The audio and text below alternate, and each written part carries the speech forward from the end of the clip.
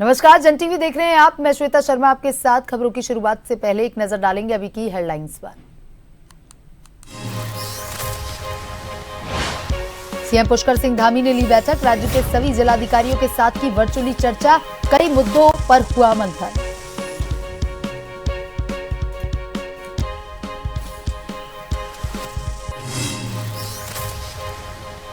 शिक्षा मंत्री धन सिंह रावत ने उत्तराखंड संस्कृत विश्वविद्यालय को दी सौगात। विभिन्न योजनाओं का किया शिलान्यास। कहा, राज्य संस्कृत भाषा और उसकी शिक्षा को लेकर गंभीर।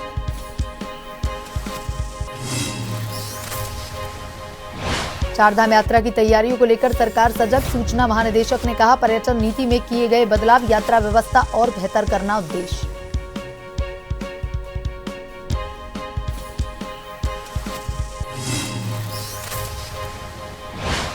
हरिद्वार में केमिकल फैक्ट्री में लगी आग। कई किलोमीटर तक दिखा धुएं का गुब्बार। दमकल कर्मियों की आग बुझाने की मशक्कत।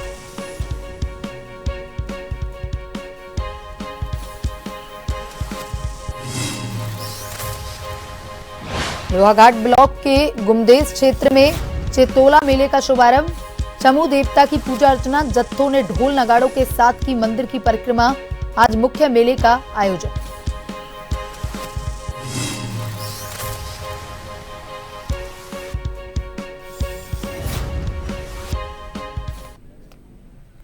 और अब खबरें विस्तार से। उत्तराखंड के सीएम पुष्कर सिंह धामी ने आज बैठक ली। उन्होंने राज्य के सभी जिलाधिकारियों के साथ वर्चुअल चर्चा की और इस दौरान कई मुद्दों पर उन्होंने मंथन किया।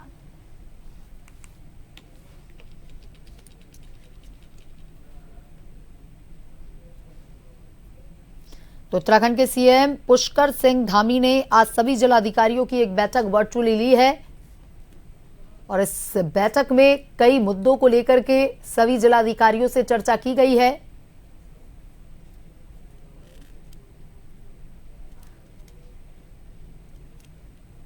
बैठक में सीएम सभी जिलाधिकारियों से वर्चुअली जुड़े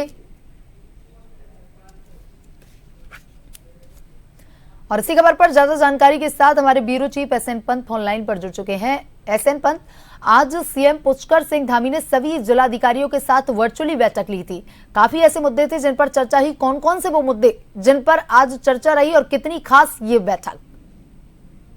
बिल्कुल, आपको बताना चाहूंगा, उत्तराखंड सरकार लगातार चारधाम यात्रा को लेकर के, विकास के कामों को लेकर के मुख्यमंत्री के दिशा निर्देशानुसार तमाम अधिकारी काम कर रहे हैं और उत्तराखंड के मुख्यमंत्री ने आज सुबह वीडियो कॉन्फ्रेंसिंग के माध्यम से उत्तराखंड के सभी जिलाधिकारियों को उत्तराखंड में बजट को निर्धारित दिसंबर तक खर्च करने का आदेश जारी किया है और डायरेक्शन दिया है। खास तौर पर उन जनपदों के जिलाधिकारियों को कहा गया है जो आपदा के दरमियान ग्रसित हो जाते हैं और आपदा आने के दौरान बजट का रोना रोते हैं। उन समस्याओं का समाधान करने के लिए मुख्यमंत्री ने सीधे तौर पर जिलाधिकारी को निर्देशित किया है कि कहीं पर भी लोगों को, खास तौर पर मुआवजा देने की बात हो, राहत सामग्री लाने की बात हो, रसद को पहले से इकट्ठा करने की बात हो, स्टोर करने की बात हो, या सड़कों के निर्माण करने की बात हो, या साथ ही साथ पेयजल है, स्वास्थ्य है, या डामरीकरण की बात हो, उसमें बजट का रोना नहीं रोना है, बल्कि बजट को आड़े से खर्च करते हुए सीधे तौर पर उन समस्याओं का समाधान करना है। दूसरा, उत्तराखंड में चारधाम यात्रा 30 तारीख से शुरू होने वाली है।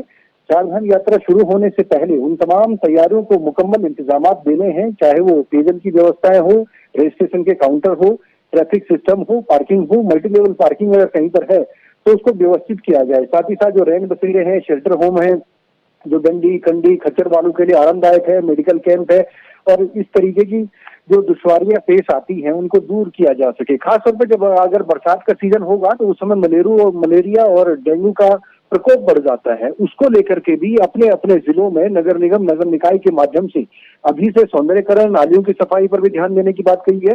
कुल मिलाकर के उत्तराखंड को विकास के रास्ते में तेजी के साथ आगे बढ़ाना है। इसी दिशा निर्देश के साथ सभी जिलाधिकारी को उचित कार्य करने के साथ साथ मॉनिटरिंग करने का भी सुझाव दिया गया है कि बेहतर कार्य के तरीके से मॉनिटरिंग करेंगे और जो नीतिगत फैसले होंगे वो शासन स्तर पर विचाराधीन होंगे, शासन स्तर पर उसका निर्णय लिया जाएगा।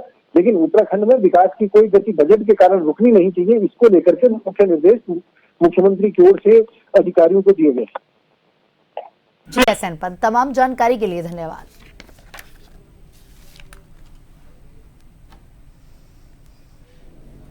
प्रदेश के शिक्षा मंत्री डॉक्टर धन सिंह रावत ने बहादुराबाद स्थित उत्तराखंड संस्कृत विश्वविद्यालय में 68.5 करोड़ रुपए की लागत से बनने वाली विभिन्न योजनाओं का शिलान्यास किया। इन परियोजनाओं में अतिथि गृह, बालिका छात्रावास, आधुनिक परीक्षा हॉल और बीएड संकाय भवन शामिल है।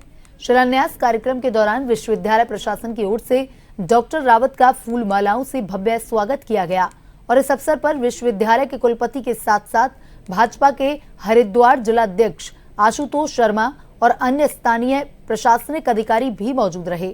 डॉक्टर रावत ने कहा कि राज्य सरकार संस्कृत भाषा और उसकी शिक्षा को लेकर गंभीर है और इसे विश्व स्तर पर पहचान दिलाने के लिए लगातार प्रयासरत है।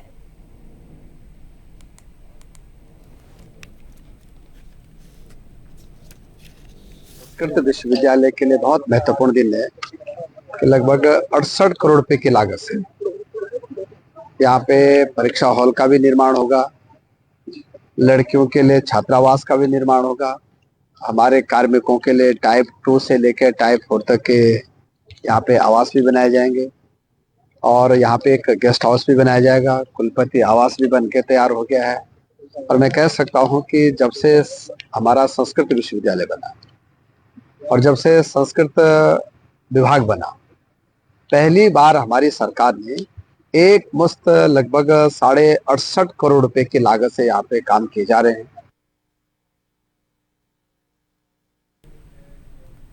चारधाम यात्रा शुरू होने से पहले ही तैयारियों को पुख्ता करने और नीतियों में बदलाव करने के बाद सरकार ने यात्रा को लेकर अपनी कमर कस ली है। सूचना महानिदेशक वंशीधर तिवारी ने कहा कि इस बार पर्यटन नीति में बदलाव किए गए जिससे यात्रा व्यवस्था और बेहतर की जा सके। सूचना महानिदेशक ने कहा कि धामों में भी केयरिंग कैपेसिटी को बढ़ाने का काम किया है जिसका लाभ यात्रा के दौरान मिलेगा।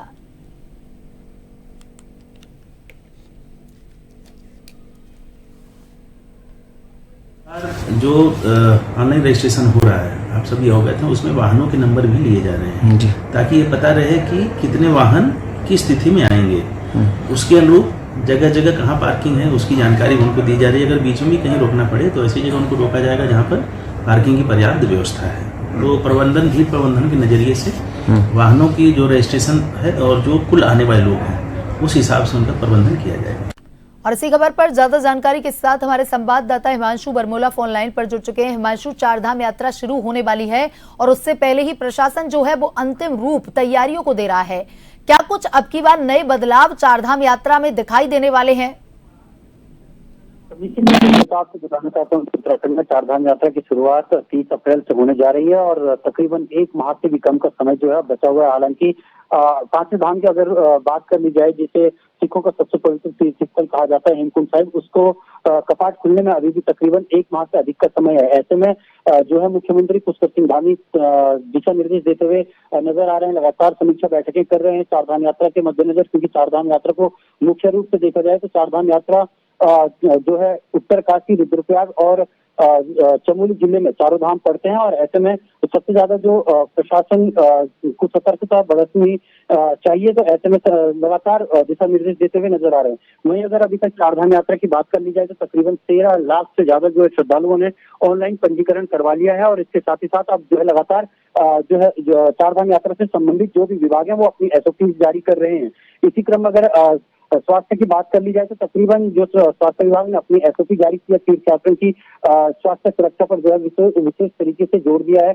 इसी को देखते हुए तकरीबन 12 भाषाओं में जो है स्वास्थ्य विभाग ने अपनी SOP जारी की है। वहीं परिवहन विभाग की अगर बात कर ली जाए तो परिवहन विभाग ने भी दूसरे राज्यों से आने वाले जो वाहन हैं उनके लिए जो एडवाइजरी है वो भी जारी कर दी है, क्योंकि साफ तौर पर जो कि पहाड़ी राज्य है, पहाड़ी राष्ट्रीय राजमार्ग यहाँ पर देखने को मिलते हैं, तो यहाँ पर पूरी तरीके से रात 10 बजे से और सुबह 4 बजे तक जो है वाहनों का जो है संचालन बंद रहेगा और इसके साथ ही साथ जो कमर्शियल वाहन है उनके लिए ग्रीन कार्ड और ट्रिप कार्ड अनिवार्य कर लिया गया और साथ ही साथ जो है परिवहन विभाग ने 43 जो है मानक भी तय किए हैं। तो कुल मिलाकर चारधाम यात्रा के तहत सरकार पूरी तरीके से तैयारी कर रही है। शासन स्तर पर भी तैयारियां हो रही है, वहीं जिला स्तर पर भी तैयारियां हो रही है, क्योंकि केदारनाथ की अगर बात कर ली जाए तो केदारनाथ में जो आधा मार्ग है पैदल मार्ग, वो बर्फबारी के कारण पूरा ढका हुआ है। उसको साफ करने के लिए मजदूर लगाए गए हैं। वहीं राष्ट्रीय राजमार्ग हनुमान चट्टी से लेकर बद्रीनाथ तक की अगर बात कर ली जाए तो हनुमान चट्टी से लेकर बद्रीनाथ तक राष्ट्रीय राजमार्ग को साफ करने का कार्य चल रहा है वर्तमान समय में। इसी तरीके से जो है जो भी व्यवस्थाएं, चाहे बिजली पानी की व्यवस्थाएं, चारों धामों की बात कर ली जाए तो वहां पर वो व्यवस्थाएं सुनिश्चित करने के लिए जिला प्रशासन को कहा गया है। इसके साथ ही साथ चारों धामों में केयरिंग कैपेसिटी पर भी सरकार विशेष ध्यान दे रही है और इस वर्ष जो है केयरिंग कैपेसिटी को जो है बढ़ाने की कोशिश की जा रही है। अन्यथा धामों में केयरिंग कैपेसिटी न होने के चलते जो है क्राउड मैनेजमेंट में सरकार को भारी दिक्कतों का सामना करना पड़ रहा था। इसी वजह से अब केयरिंग कैपेसिटी को लेकर भी जो है सरकार निर्धारित करने जा रही है। जी श्वेता, तमाम जानकारी के लिए धन्यवाद।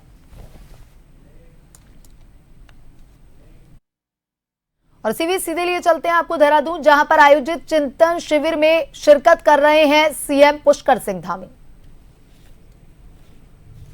और दीप प्रज्वलन की ये पारंपरिक शुरुआत चिंतन शिविर में, 2 दिनों के इस चिंतन शिविर में का ये कार्यक्रम श्री राजेश अग्रवाल जी और श्री अमित यादव जी, हम आपके बहुत आभारी हैं।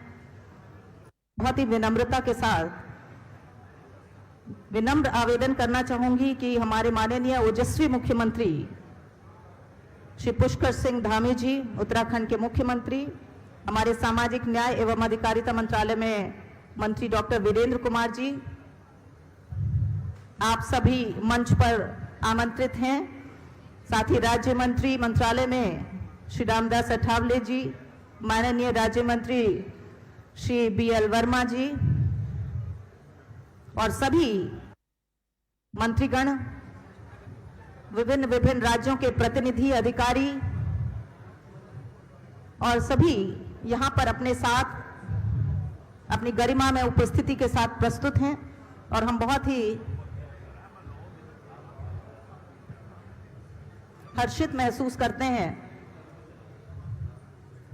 और बस कुछ ही क्षणों में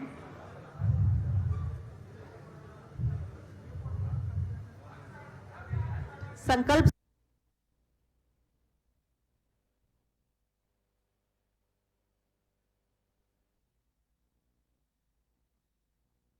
जिनको भी नीड है।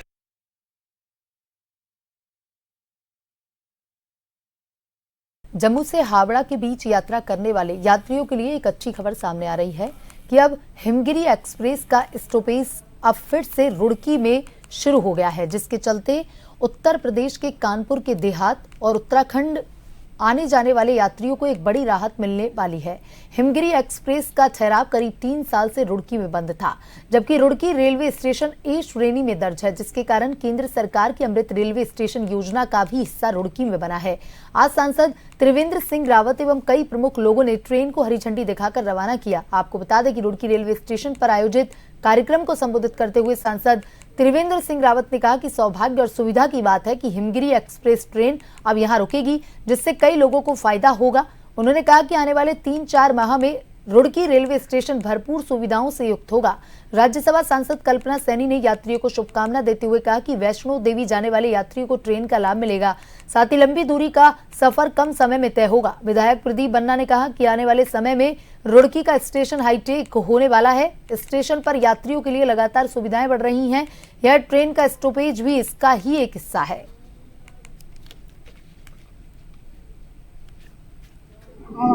रुड़की और आसपास के लोगों को हरिद्वार है कि आज यहाँ पर पुनः जो हिमगिरी सुपरफास्ट एक्सप्रेस ट्रेन है उसका यहाँ पर स्टॉपेज शुरू हुआ है। इससे तमाम यात्रियों को सुविधा होगी। साथ ही जो हमारा रुड़की रेलवे स्टेशन है इसका भी जीर्णोद्धार रेलवे बोर्ड के द्वारा किया जा रहा है। मुझे लगता है कि 3-1 महीने में इसका भी काम पूरा हो जाएगा और एक सुविधायुक्त रेलवे स्टेशन के रूप में रुड़की जाना जाएगा। मैं अपने आदरणीय प्रधानमंत्री नरेंद्र मोदी जी के साथ साथ अपने रेलवे मंत्री अश्विनी वैष्णव जी को भी धन्यवाद देना चाहूंगी, जिन्होंने एक लंबे समय के इस मांग को सिर्फ एक बार मेरे अनुरोध करने पर पूरा किया है। और इस ट्रेन के यहाँ रुकने से हम जम्मू तवी और हावड़ा जैसे प्रमुख जंक्शनों से तो जुड़ ही रहे हैं, साथ ही इस क्षेत्र को, आसपास के निवासियों को, व्यापारियों को आर्थिक विकास और आवागमन में की सुविधा प्राप्त हो। देखिए, मोदी सरकार लगातार काम कर रही है और सभी के लिए वचनबद्ध है कि सभी की समस्याओं का समाधान होना चाहिए। रुड़की की जनता के लिए ये एक ट्रेन जो हिमगिरी एक्सप्रेस जम्मू से हावड़ा तक है और इसका मैं समझता हूँ कि रुड़की में रुकना एक रुड़की वालों के लिए बहुत एक सौभाग्यपूर्ण है और मैं समझता हूँ कि काफी इससे लाभ मिलेगा। एक्सप्रेस ट्रेन है जो हावड़ा जाते हैं, जो लोग जम्मू जाते हैं, पंजाब जाते हैं, उनके लिए बहुत कारगर सिद्ध होगी। इसमें तो रुड़की वालों के लिए खुशखबरी है और सौगात है, इतना ही कहना चाहेंगे। हाँ, ये सभी लोगों का सम्मिलित प्रयास है जो आज का दिन आया है और हम लोग ऑलरेडी उत्तराखंड के लिए बहुत सारे काम कर रहे हैं, उनमें ये काम है।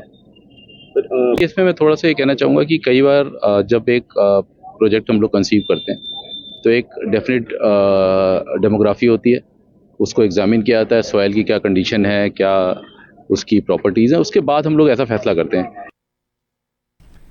कुमाऊं कमिश्नर दीपक रावत ने ग्रीष्मकालीन सीजन में बढ़ने वाली आग की घटनाओं को नियंत्रित करने और आग लगाने वाले असामाजिक तत्वों के खिलाफ सख्त कार्रवाई करने के निर्देश दिए। कुमाऊं कमिश्नर दीपक रावत ने कहा कि अभी तक 2 घटनाएं आग लगने की सामने आई, जिस पर वन विभाग, अग्निशमन विभाग व प्रशासन कार्रवाई कर रहा है।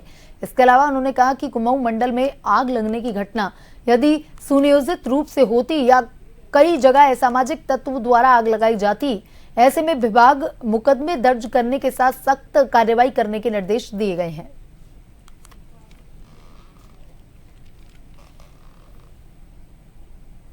फॉरेस्ट फायर्स का जो सीजन है अभी वर्तमान में चल रहा है, उस दौरान काफी जगहों पे फॉरेस्ट फायर्स पूर्व के वर्षों में होती आई हैं। इस वर्ष अभी तक क्योंकि मेरे पास रिपोर्ट्स सभी डिविजन्स की डेली आती है और उनको मैं देखता भी हूं, तो मेजर फायर्स अभी इस बीच नहीं हुई हैं। कल रानीबाग में एक फायर का इंसिडेंट हुआ था और अभी भी एक एक्टिव फायर नैना रेंज में है।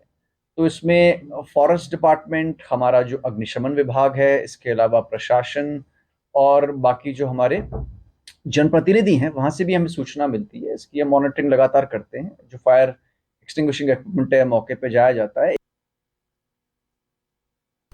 उत्तराखंड में हरिद्वार के वहादराबाद क्षेत्र में स्थित एक फैक्ट्री में आग लगने की खबर सामने आई। बताया जा रहा है कि आग एक केमिकल फैक्ट्री में लगी है और इतनी भीषण है कि लपटों को कई किलोमीटर दूर से ही देखा जा सकता है। पूरे आसमान में धुएं का गुब्बार है। केमिकल फैक्ट्री में लगी भीषण आग देख स्थानीय ग्रामीणों ने पुलिस और दमकल विभाग को इसकी सूचना दी है। हादसे की सूचना मिलते ही दमकल की टीम मौके पर पहुंची और आग पर काबू पाने का प्रयास शुरू कर दिया। वहीं आग की घटना से पूरे इलाके में हड़कंप मच गया।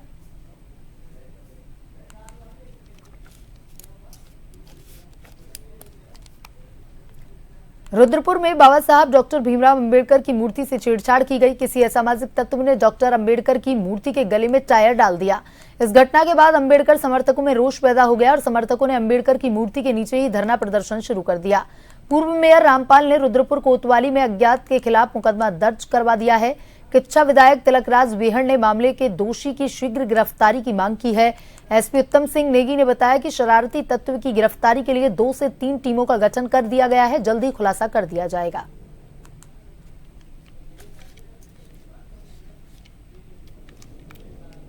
संविधान के हमारे निर्माता हैं देश के भाई। अगर उनकी मूर्ति के साथ हो सकता है तो किसी के साथ भी हो सकता है। तत्काल कार्रवाई हो और ऐसे आदमी को प्रशासन को ढूंढ के पुलिस को लग जाना चाहिए, निकाल के लाना। इसके पीछे भी कोई है तो उसका भी सामने आना चाहिए और सख्त कार्रवाई, ताकि दोबारा कोई हिम्मत ना कर सके। जैसे ही पता लगा है, हमारा पूरा समाज आक्रोशित है, पूरा समाज यहाँ इकट्ठा है और पूरा समाज मांग करता है कि वो हमारी कोई मांग नहीं है, हमारी सिर्फ आज एक मांग है कि वो बाबा साहब की प्रतिमा के साथ में जिस आदमी ने बेअदबी की है, जिस आदमी ने घटिया हरकत की है, वो चिन्हित किया जाए, वो पकड़ा जाए। शायद सुबह या कल रात को ये छेड़छाड़ करी हमारे अम्बेडकर जी की मूर्ति पर, तो उसका पता लगाया जा रहा है। पुलिस उसमें लगी है। हमने 2-3 टीम बनाई है कि किसने छेड़छाड़ करी है और उसका जल्दी पता लगाकर हम उसके खिलाफ कड़ी से कड़ी कार्रवाई करेंगे। हल्द्वानी में तिकोनिया चौराहे पर बाबा भीमराव अंबेडकर संविधान में निकाली गई बाइक रैली का स्थानीय लोगों के द्वारा जोरदार स्वागत किया गया। यह बाइक रैली ऊंचा पुल से प्रारंभ होकर हल्द्वानी के विभिन्न मार्गों से चल करके जोगणिया पहुंची, जहां स्थानीय लोगों के द्वारा और पूर्व पार्षद राधा आर्य और उनके साथियों द्वारा फूल बरसाकर के स्वागत किया गया। वहीं राधा आर्य ने कहा कि आज दलित समाज को एक गलत दृष्टि से देखा जाता है, जबकि बाबा भीमराव अंबेडकर ने पूरे भारत का संविधान लिखा। हम चाहते हैं कि सभी दलित समाज के लोग एक साथ एकत्रित होकर बाबा भीमराव अंबेडकर के बताए हुए मार्गों पर चलें और साथ ही एक देश की सेवा करें। बाबा भीमराव द्वैत और गरीबों के मसीहा कहे जाने वाले बाबा भीमराव अंबेडकर जी ने जो संविधान रचा था इस भारत के लिए, उसी के सम्मान में आज ये 2 पहिया वाहन रैली निकाली जा रही है, जिसके लिए हम लोगों ने मेरे अपने सौजन्य से और मेरे साथियों के सौजन्य से यहाँ पे पुष्प वर्षा करी गई और पेयजल वितरण किया गया है। हर वर्ष एक हफ्ता पहले संविधान जागरूकता 2 पहिया वाहन रैली निकाली जाती है, जिसमें हम हर वर्ष की भांति इस वर्ष भी हमने फूल वर्षा से उनका स्वागत किया है। और मैं ये देश की जनता से और अपने समाज के लोगों से कहना चाहता हूँ कि मैं तो जाग गया हूँ और मुझे याद है कि बाबा साहब ने हम लोगों के लिए क्या करा है। आप भी जाग जाइए और बाबा साहब की जयंती को पूरे देश में हर्षोल्लास के साथ मनाइए। बाबा भीमराव अंबेडकर जी पूरे विश्व के लिए, केवल भारत के लिए नहीं, पूरे विश्व के एक रत्न है, जिन्होंने भारत के संविधान की रचना करी और जो आज मूल अधिकार है जो आम आदमी आज समझ नहीं पा रहा है। अवश्य मैं लोगों से कहूँगा कि इसमें अपनी जन जागरूकता भी बढ़ाएं। और मैं बधाई देना चाहता हूँ, यहाँ पे पूरी टीम है, यहाँ पे हमारे पिन्नू भाई हैं, हमारे सूरज जी हैं, हमारी राधा हैं, सारे सहयोगी हैं, जितने सारे लोग यहाँ स्वागत कर रहे हैं इस रैली का। और बड़ी आवश्यकता है, क्योंकि लगातार हम देख रहे हैं संविधान को तोड़ मरोड़ कर और उसमें संशोधन कर करके भारतीय लोकतंत्र का जो अस्तित्व है कहीं ना कहीं उसे मिटाने का एक प्रयास हो रहा है। लोहाघाट ब्लॉक के गुमदेश क्षेत्र के 3 दिनी ऐतिहासिक चेतोला मेले का चमू देवता की पूजा अर्चना 9 गांव से आए जत्थों के द्वारा ढोल नगाड़ों के साथ मंदिर की परिक्रमा के साथ शुभारंभ हो गया। इस दौरान सैकड़ों की संख्या में श्रद्धालु मंदिर में मौजूद रहे। सभी जत्थों के द्वारा ढोल नगाड़े चमू देवता के जयकारों के साथ मंदिर की परिक्रमा की गई। मेला कमेटी अध्यक्ष खुशहाल सिंह धोनी के दिशा निर्देश में चल रहे चेतोला मेले को लेकर के पूरे गुमदेश क्षेत्र में भारी उत्साह है। बड़ी संख्या में प्रवासी व बहन बेटियां चेतोले में शामिल होने पहुंची। क्षेत्र के पंडित मदन कॉलोनी व ग्राम प्रधान प्रशासक युगल धोनी ने बताया, चमू देवता की पूजा अर्चना के बाद चमू देवता के खाली रथ को देवता मंदिर से भक्तगणों के द्वारा जयकारों के साथ मड़गांव ले जाया गया। उन्होंने बताया 7 अप्रैल यानी कि आज मुख्य मेले का आयोजन किया जाएगा। मेले का शुभारंभ हो चुका है। आज प्रथम दिवस में प्रत्येक गांव 9 गांव के द्वारा मंदिर परिक्रमा करते हुए जुलूस निकले और हुई जय जयकारों के साथ मेले का शुभारंभ हुआ। और आज चौखम बाबा की डोला शोभा यात्रा नीचे मड़गांव की ओर प्रस्थान करेगी 5 बजे और कल सुबह चौखम बाबा की रथ यात्रा जिसमें चौखम बाबा विराजमान होते हुए मड़ से चौखम जमानेगढ़ होते हुए चौपता से चौखम बाबा मंदिर की ओर परिक्रमा करेंगे। सल्ट अल्मोड़ा जिले के विकासखंड सल्ट के मां भुवनेश्वरी देवी मंदिर अन्नपूर्णा संन्यास आश्रम घूराकोट सक्कर खोला में ढोल नगाड़ों के साथ मां अन्नपूर्णा देवी की मूर्ति की नवनिर्मित मंदिर में प्राण प्रतिष्ठा के साथ स्थापना की गई। इस दौरान पूजा अर्चना हवन यज्ञ भंडारे का आयोजन किया गया। श्रीमद् भागवत देवी कथा का भी आयोजन हुआ। विभिन्न गांवों के ग्रामीणों ने भंडारे का प्रसाद ग्रहण किया। वहीं मां भुवनेश्वरी देवी मंदिर व्यवस्थापक मोहन सिंह रावत ने बताया कि आज मां अन्नपूर्णा को नवनिर्माण भवन विराजमान किया गया।